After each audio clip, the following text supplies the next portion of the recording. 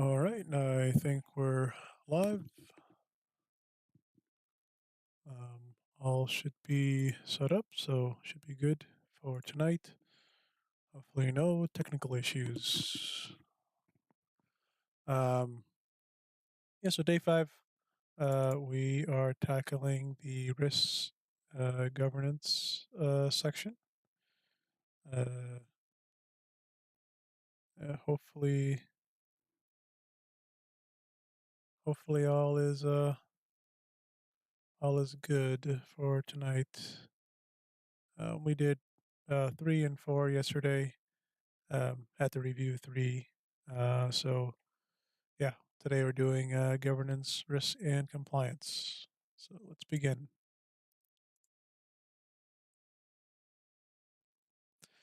Which of the following is an example of a managerial control? Security policy.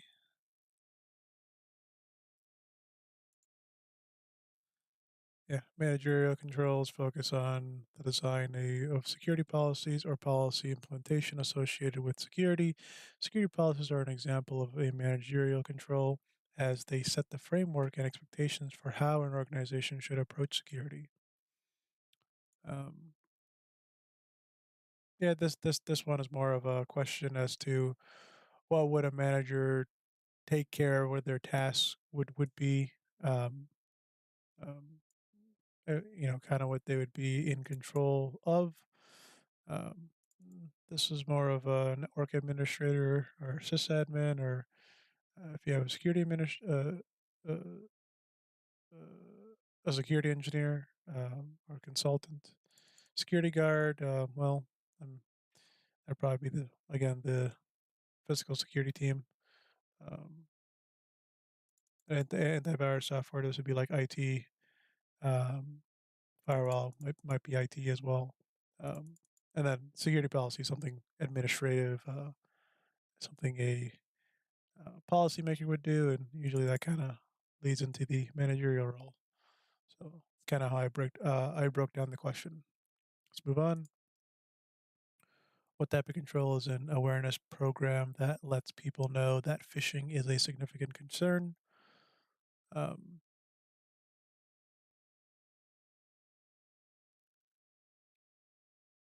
so in this case, we're told an awareness program. What control in an awareness program lets people know that phishing is a significant concern.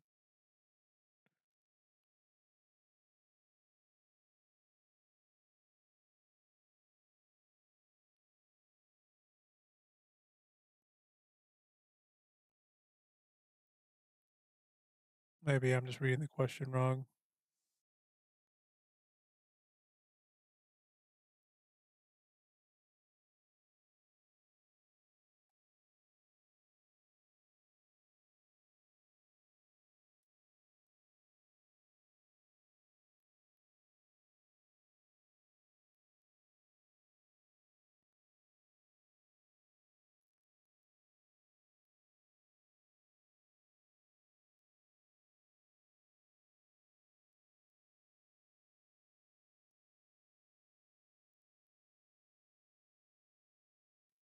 Mm, kind of lean between B and D here. I'll go with I'll go with D. Yeah, and D is correct because operational controls are controls that are managed by people. Examples of operational controls include security guards, awareness programs, security training. In this case, the awareness program is an example of an operational control because it is managed by people and aims to prevent security events by informing people about the risk of phishing. Okay. And it's not detective because detective controls are designed to identify and record security events that have occurred. Examples of a detective control include motion detectors, intrusion detection systems, or IDS, or log analysis. The awareness program is not a detective control because it is not designed to identify or record security events. Okay, let's move on. Which of the following is an example of a technical control? Um,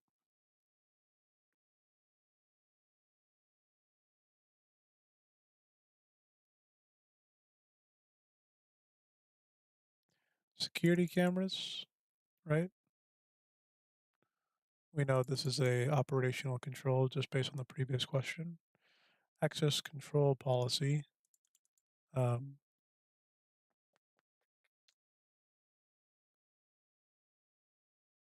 could be could be that one. Um, it'll be more of a physical control.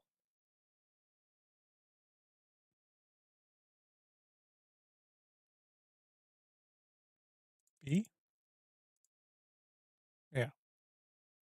Technical controls are security measures that are implemented using technology. Security cameras are an example of a technical control as they rely on technology to monitor and record activity, security awareness training, access control policy, and security guards are all examples of other types of controls.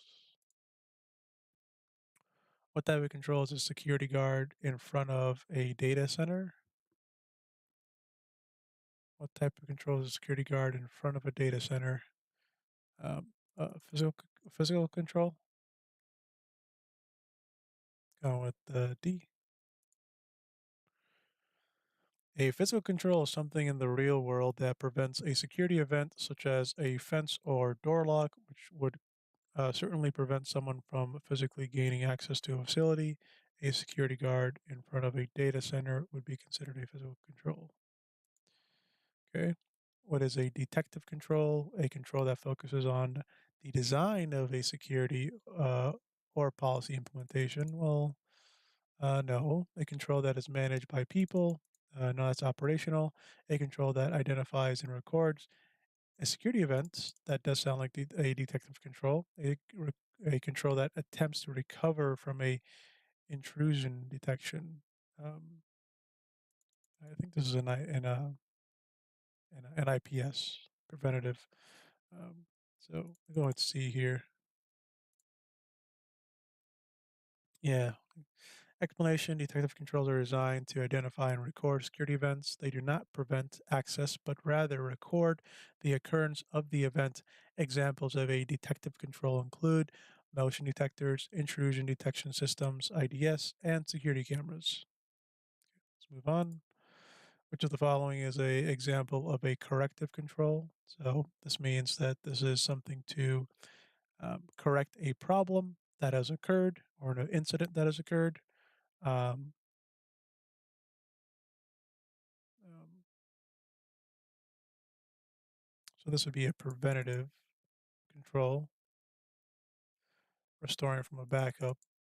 Does sound like something that'd be corrective, right? Because you would, you know, be correcting an incident, right, by restoring from a backup. This firewall is a preventative, right? Because it immediately blocks any incoming or stuff that's not allowed through the firewall. And then motion detection is a detection control. So I think we have two preventative and then one detection, and then this sounds like the corrective control one. So we're going D. All right. Uh, D, restoring from a backup. A corrective control is designed to mitigate any damage that was occurred because of a security event. Restoring from a known good backup is a common way to recover from a security event that has caused data loss or corruption. What is a security control? So a deterrent is something that you kind of put in to uh, steer away people from a certain location, right? Um, it isn't to prevent them in, but more of like uh, a way to make people not go through a certain location. Maybe putting up a sign that points to something else. You can ignore that sign, but that sign is kind of like a deterrent, stopping people from like entering a specific gate at a building, for example. Um, so, what is a deterrent security control?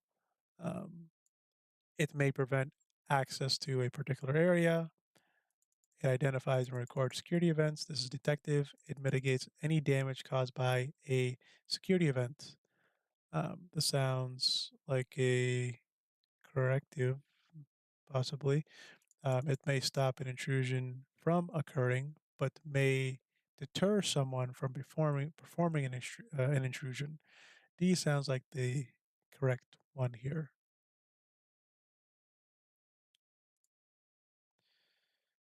Yep. And then some examples of a deterrent security control are warning signs, login banners, and lights around a building. Yeah, and all of them are and all those are examples of a deterrent security control.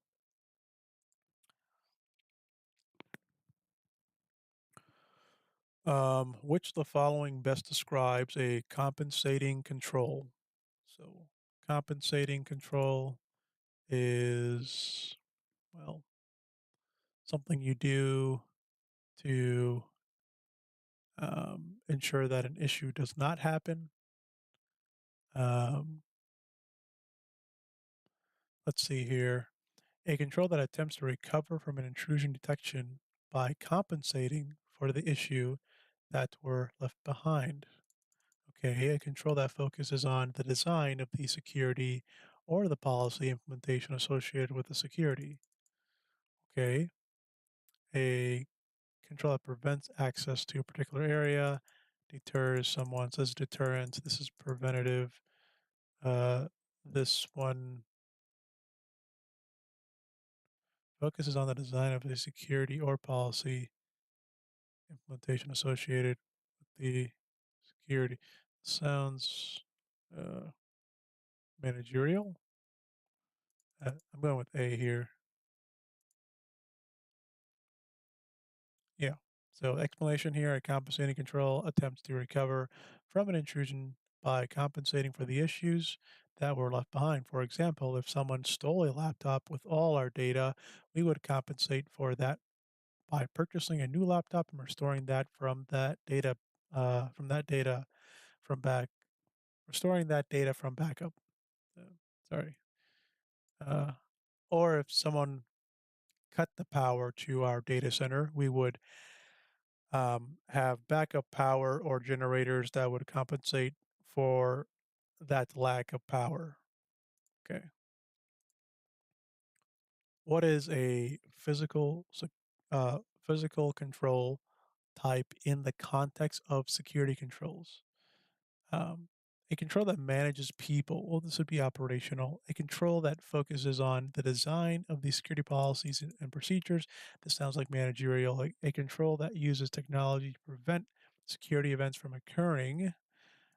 Preventative. That prevents a security event by using physical barriers or access control. So Josh kind of made this one easy for us by using the word. So we're going with D here, but this would be the correct term. It would have to be uh, something physical, a person, um, a barrier, a blockade of sort that would count as a physical control.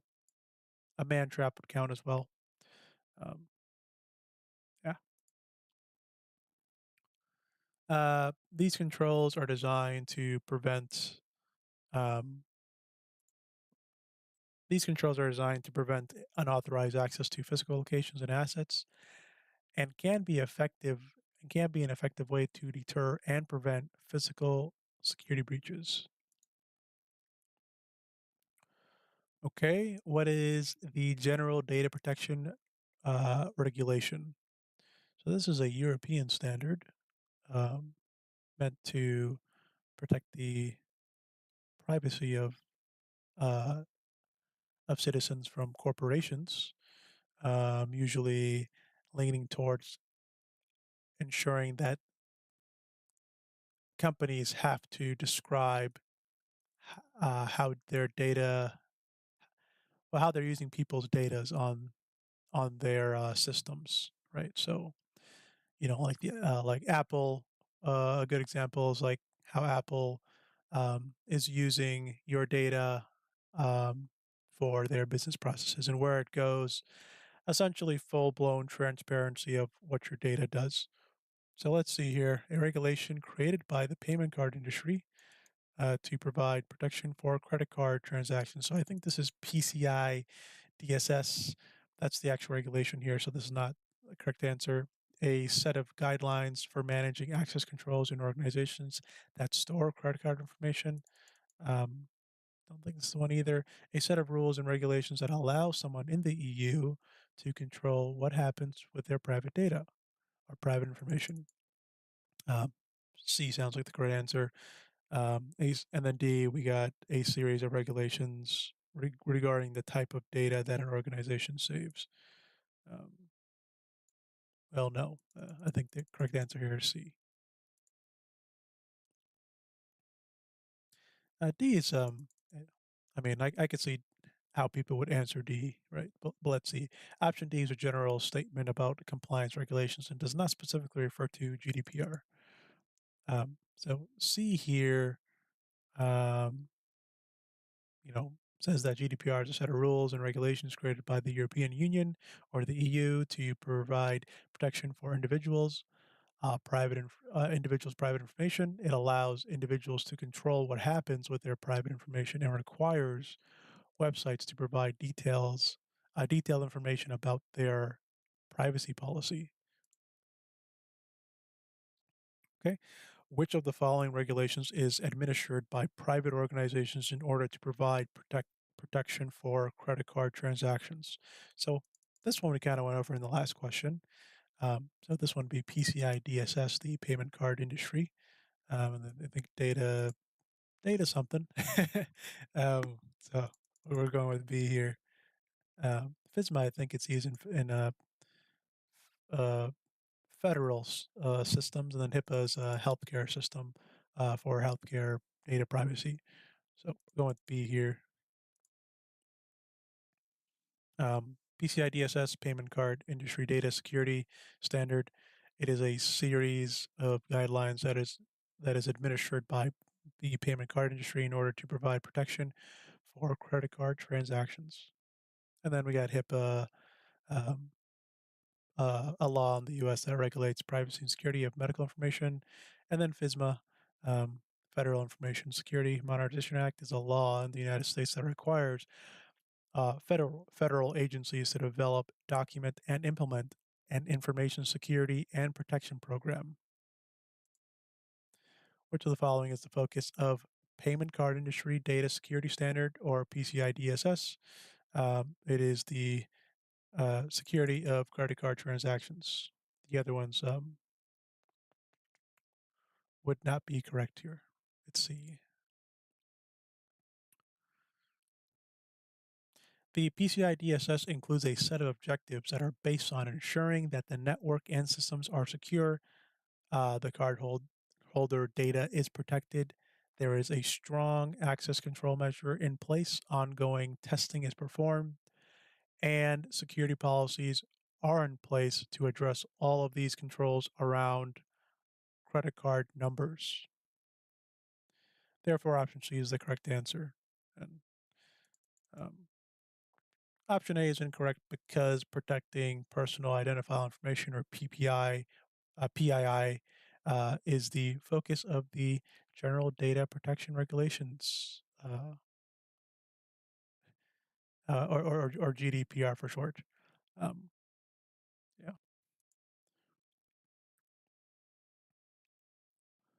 yeah. Next question here. Which of the following is a security framework designed for effective cybersecurity defense? Security framework. So, do we be looking for a framework here designed for effective cybersecurity defense? So, not too familiar with this one. The international standards, um, one here, a little familiar with. Then we got SOC 2, we got NIST. So this one I'll need a little help on. I think the answer here is A, but I'll need to go and read up to see um, how this question would be answered. So let's see. Okay, it's the one that we didn't know. So we got this one wrong. Uh, CIS Uh, CSC is a security framework designed to effective to let's try that again. CSC is a security framework designed for effective cybersecurity defense that focuses on critical security controls in 20 different areas. It is written by technologists so that it can be implemented by technologists, and it contains practical information that can be applied to a project and begin implementing these controls in an environment. Therefore, option D is the correct answer. Okay, so we picked A. A was NIST RMF, is a security framework for risk management. So makes sense. In the United States, federal government agency for security and privacy, consisting of 6 different steps to follow in the system lifecycle. This is relevant in the federal government context, but is not about effective cybersecurity defense. And then ISO um, is a standard for information security management systems, or ISMS. In addition, uh, uh, 20, um, 27002 is a code of practice for information security controls, while ISO IEC 2771 focuses on privacy with the Privacy Information Management Systems, or PIMS.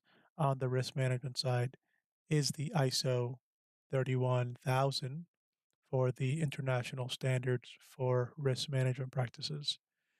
Okay, there are very detailed standards and have very broad scope and are used to provide standardization or international level, or sorry, standardization on an international level,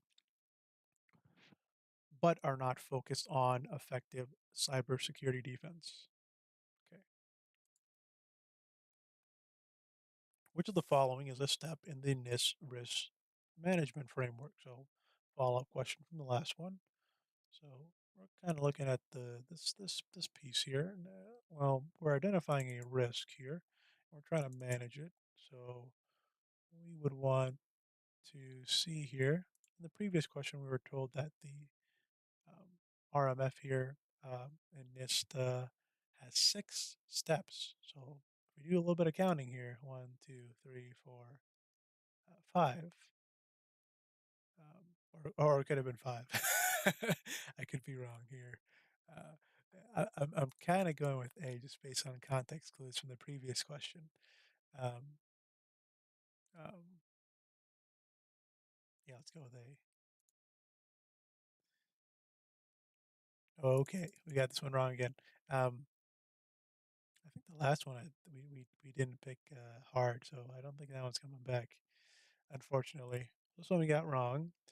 This RMF, or risk management framework, has 6 steps. So we did read that correctly. It does have 6 steps for categorizing the environment, selecting appropriate security controls, defining implementation policies, assessing policies, authorizing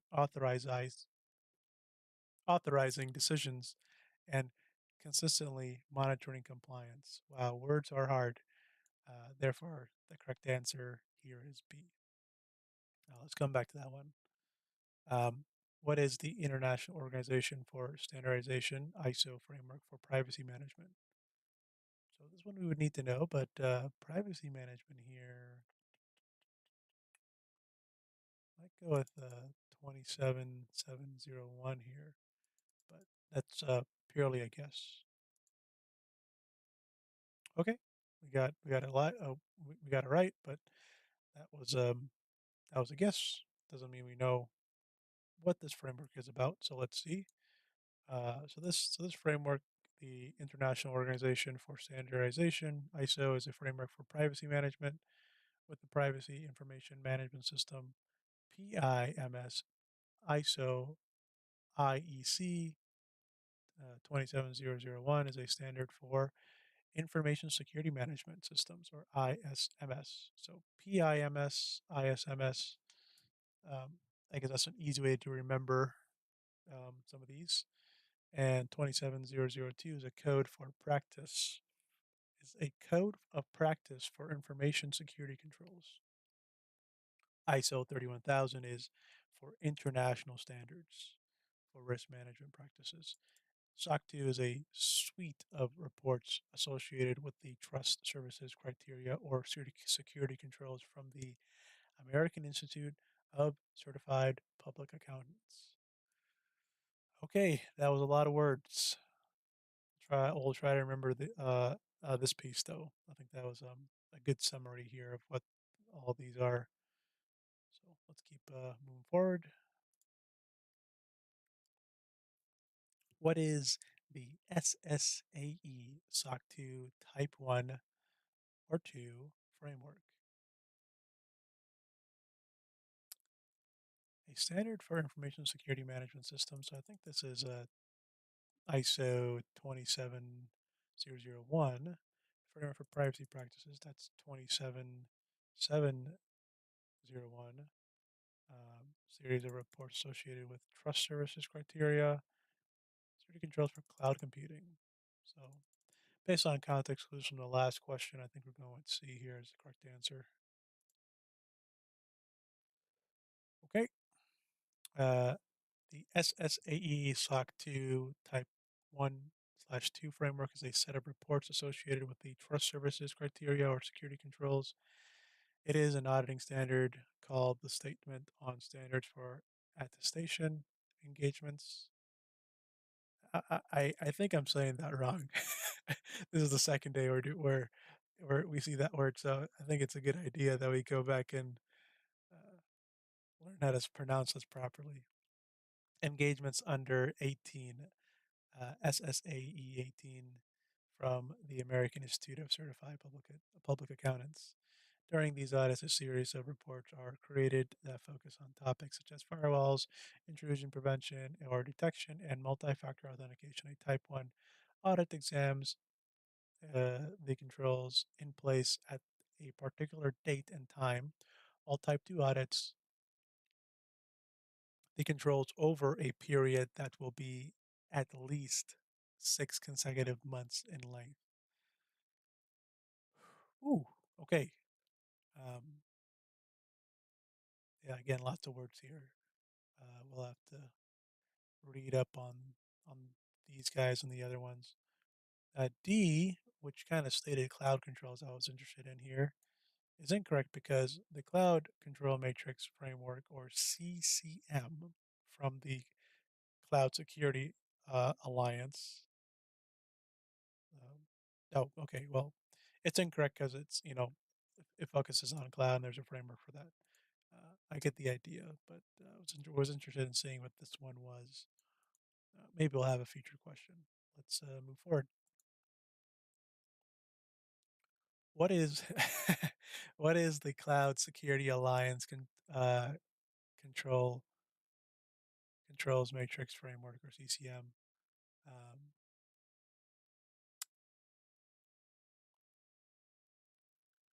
so D sounds like the correct one here.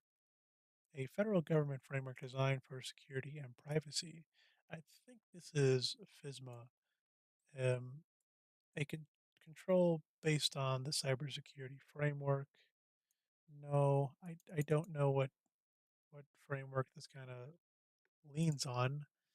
Um, and then this one is ISO 27001. So D here sounds like the correct one.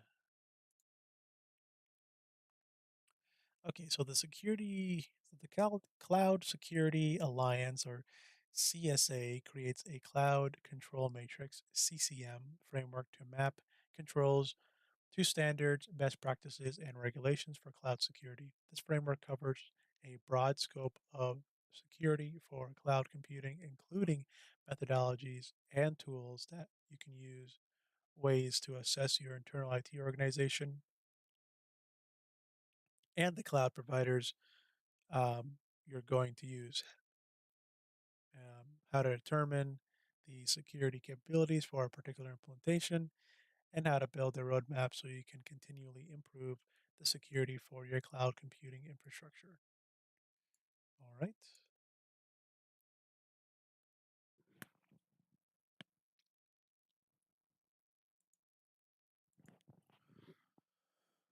Which of the following is a step in the NIST risk management framework? So we saw this question here. I think the correct answer here was B, define security controls for data classification.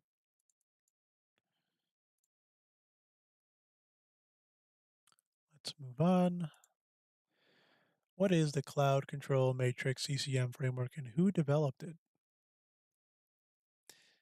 So we had this question here a little bit ago. A framework for security control for a framework for security in the cloud developed by the Cloud Security Alliance.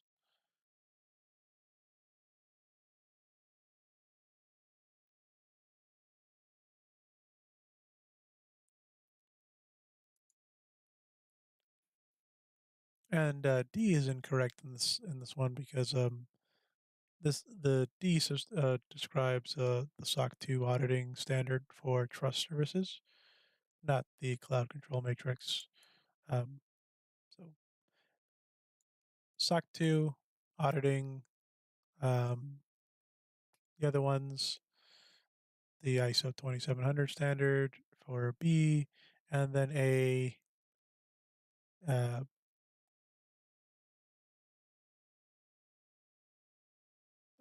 it's specifically for the NIST cybersecurity framework. So we got that one right. Let's move on. Which framework is designed for commercial implementations of cybersecurity?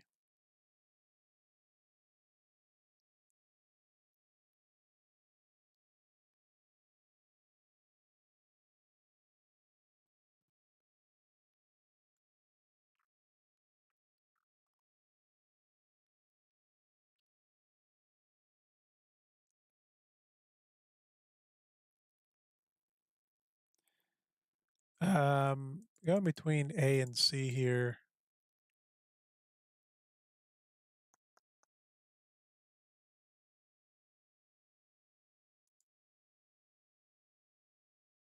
Oh, let's go with A. Oh, got it wrong. No worries. We had the right answers here. Um, so the NIST CSF or cybersecurity framework is designed for commercial implementation of cybersecurity. Okay. Um, it includes three major areas: the framework core, the framework implementation tiers, and framework profile. The framework core I, includes identify, protect, detect, respond, and recover. The framework implementation tiers help organizations understand their approach to cybersecurity and the tools and processes needed to manage identified risks. The framework profile helps compare policies, guidelines, and standards to the framework core implementation. Okay, good to know. Commercial framework. That's a commercial security framework, right? I assume that's what it stands for. Uh, so that's how we will remember it next time. What are security benchmarks? Reports outlining potential security threats, guidelines for configuring systems or softwares to be as secure as possible, data logs that report on access and errors activity for servers, a type of antivirus software designed for servers. So I think D we can eliminate. I think C we can also eliminate.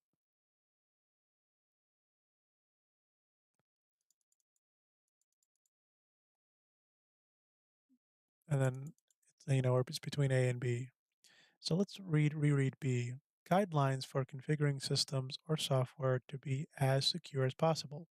Usually, just using our English here, a benchmark is a tier that you want to hit. So you want to be as close to the top as possible, so that you have reached the requirements for a specific tier of security, right?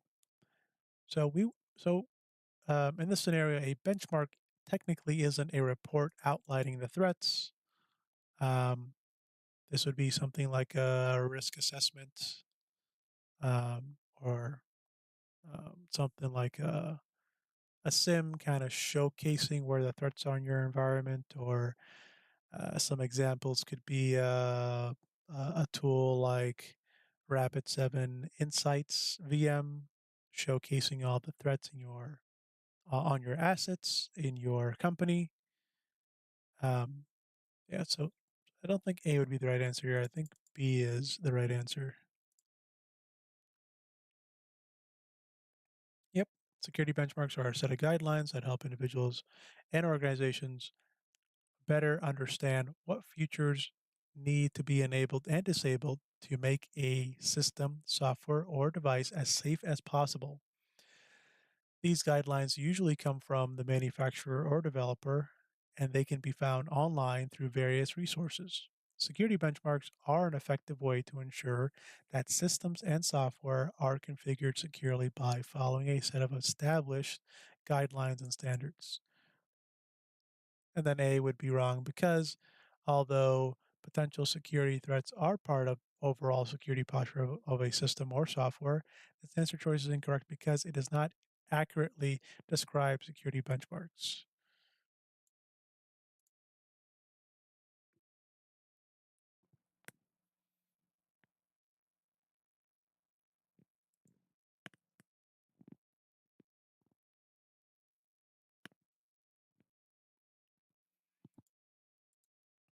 Okay, last one. What framework is designed for commercial implementation of cybersecurity? Well, this one we got wrong. The correct answer here is B, NIST CSF. And then we chose A. A is the Center of Internet Security. The CIS, um, Critical Security Control Framework, is designed to help improve the security posture of an organization and focus on critical controls in 20 areas. All right, that wraps up section 5. Um, we will revisit these in another stream, but tomorrow we'll be focusing on the acronyms in the Security Plus, trying to better understand some of them so that we could answer the questions uh, in one of Professor Meser's exam questions. So that's what we have in store. So stay tuned, and thanks for watching. Have a good day.